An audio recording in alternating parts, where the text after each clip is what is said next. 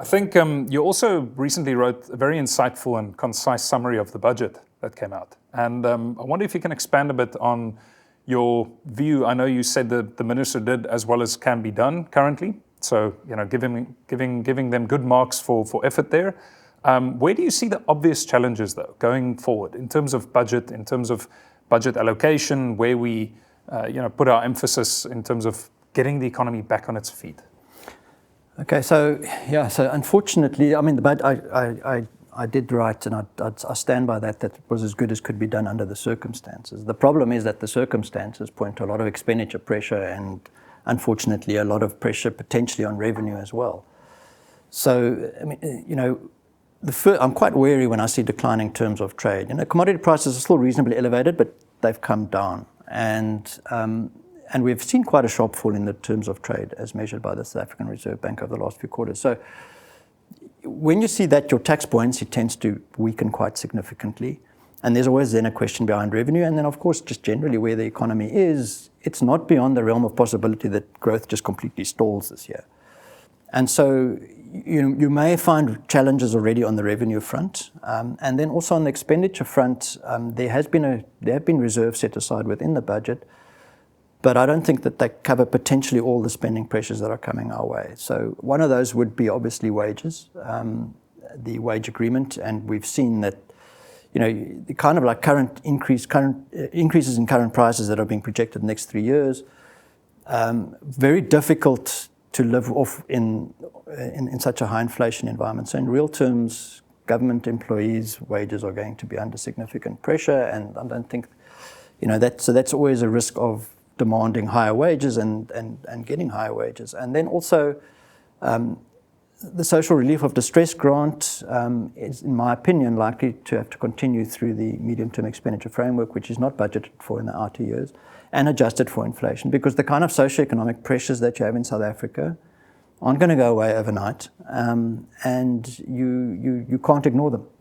So I think the spending pressures are going to be significant, and I think there's risk on the revenue side as well. So that's the first port of call. That's for but the other issue is the broader balance sheet of the state. So we can talk about central government finance, but the one thing that came across in this budget was that contingent liabilities sometimes come home to roost, and in this particular case, it was Eskom, and I think it's been dealt with relatively effectively. But the point being is that if you look at the last number of years and the amount of transfers that have gone into Eskom, it very clearly speaks to the point that you can't just look at the central government's finances, because you've got these contingent liabilities building here. They've been costing us already, and it's going to cost us going forward, because ultimately Eskom support is going to end up in a higher borrowing requirement than would have been the case, and a higher debt ratio than would have been the case. So we've been talking about stabilizing debt for years, and a peaking debt ratio, and we've just never got there. So each budget, we're just pushing it out and pushing it out.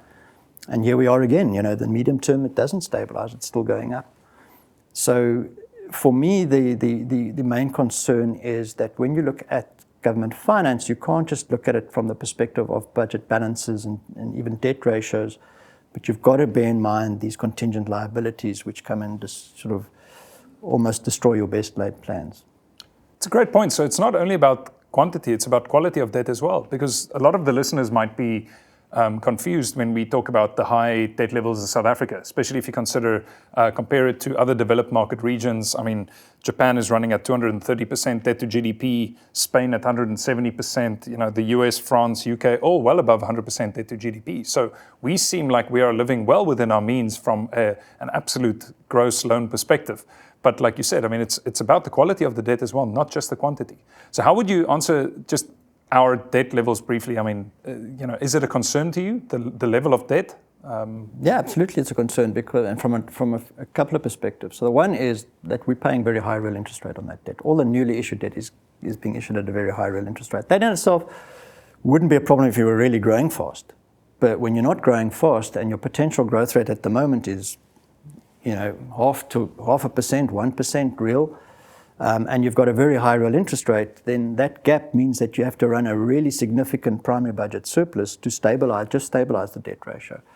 Problem with that is as I've just described, it's very difficult to run that primary budget surplus when you've got the socio-economic stresses that we have, and which will not go away, because the weaker the economy is and stays, the less you employ people, sufficient people, and the more that you get those socio-economic pressures. So the more the pressure comes back on the budget. So the only way to solve South Africa's problems, all of them, not all of them, most of them, is to grow the economy faster.